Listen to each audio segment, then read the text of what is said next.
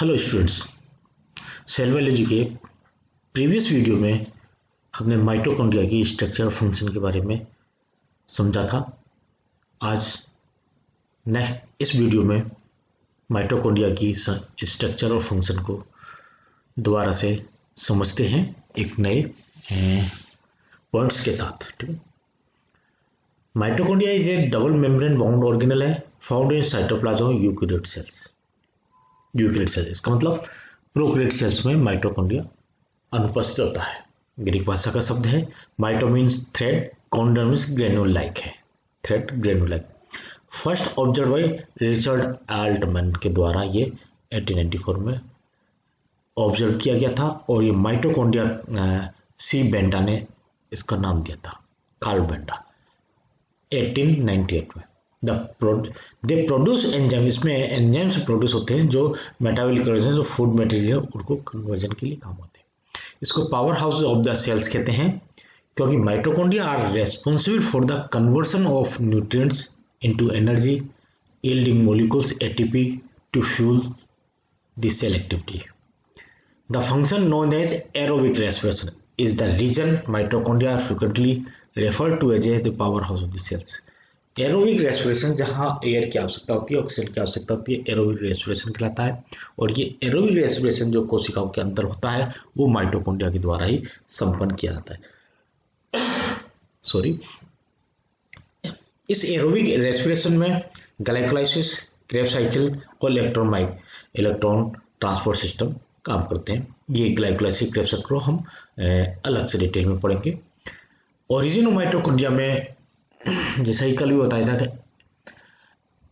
एंडोसिम्बायोसिस process के द्वारा ये माइटोकॉन्ड्रिया का ओरिजिन है। एरोबिक प्रोकैरियोट्स कोई यूकेरियोट सेल्स के अंदर आ गया और यहाँ आने के बाद और फिर इसी प्रकार से क्लोरोप्लास्ट आ गया और इसका माइटोकॉन्ड्रिया ये यहाँ। Mitochondria arose about 2 billion years ago when a bacterium fused with an archaeal cell of asteroid।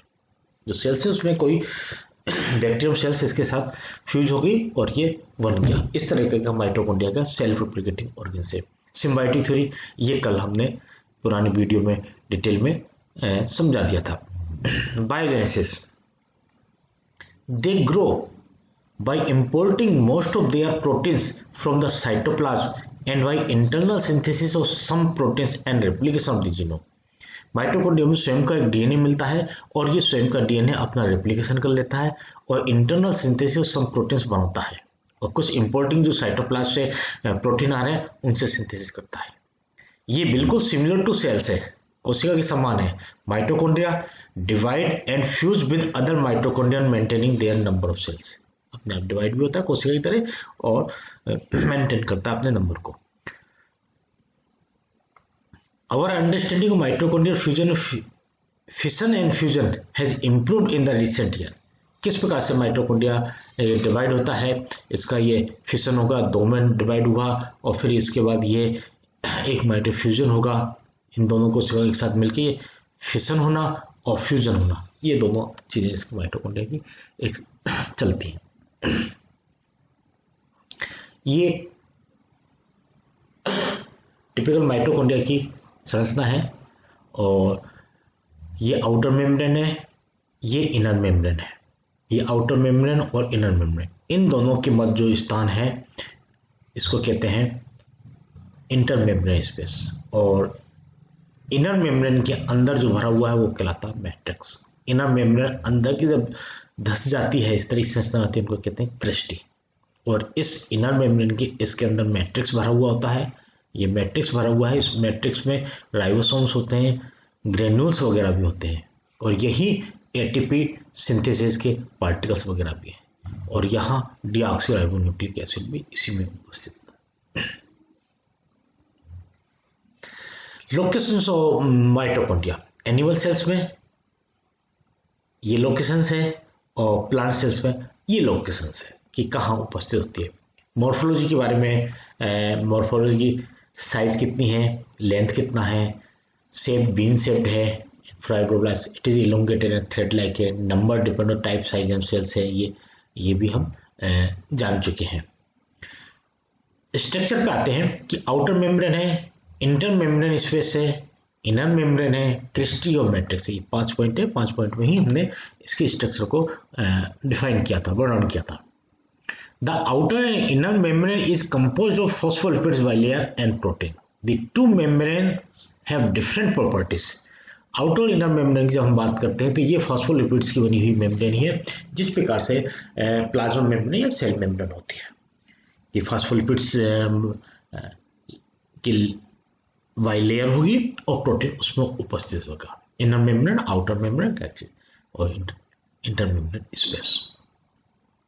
Outer membrane simple phospholipids की बाइलेयर है।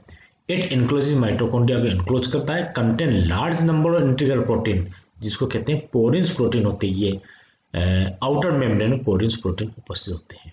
ये ही अलाउ करते हैं कि कौन से मॉलिक्यूल इसमें डिफ्यूज होंगे और निकलेंगे। पोरिन्स प्रोटीन जो है उनका मॉलिक्यूलर लेस देन इतना होता है। आयंस हैं, न्यूट्रिएंट्स हैं, मॉलिक्यूल्स हैं, can pass through the outer membrane. Inner membrane, outer membrane, inner membrane के मध्य जो स्थान होता है उसे कहते हैं perimitochondrial space. The space between inner membrane and outer membrane, it has high proton concentration इसमें होती है। The space between inner and outer membrane approximate 70 angstrom. Because of the outer membrane is freely permeable, ये permeable है to small molecules. The concentration of small molecules such as ions and sugar in the intermembrane space is same as the of the cytosol. जिस प्रकार से cytosol में cytoplasm में होता है उसी प्रकार का आयंस का कंसंट्रेशन इस पेरी माइटोकॉन्ड्रियल स्पेस में होता है, क्योंकि आउटर मेम्ब्रेन परमेबल होती है, फ्रीली परमेबल, वो उन आयंस को आने देती है जो साइटोसोल में उसमें, ठीक है।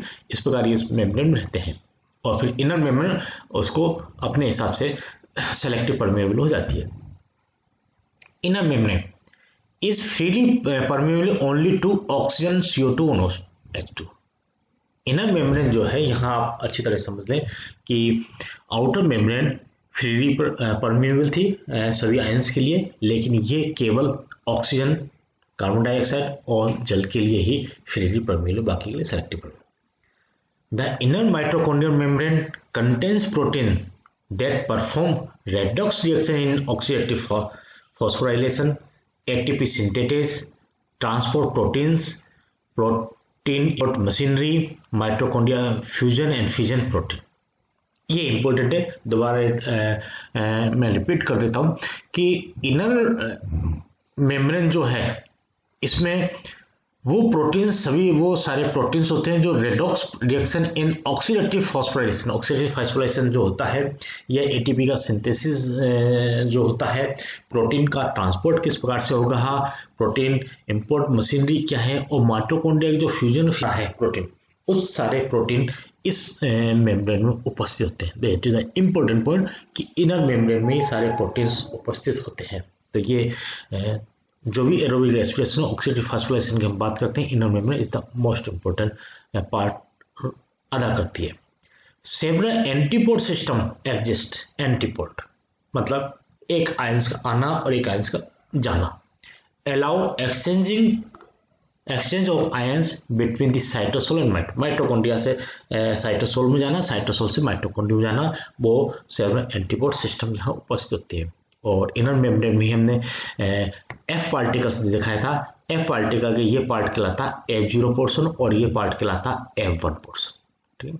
इसकी चौड़ाई थी 8 से 9 नैनोमीटर और F0 पार्ट की 4.8 मीटर और ये 3.3 nanometre. F particle that is the important oxidative phosphorylation के लिए इम्पोर्टेंट F पोर्शन में रिएक्शन होती है।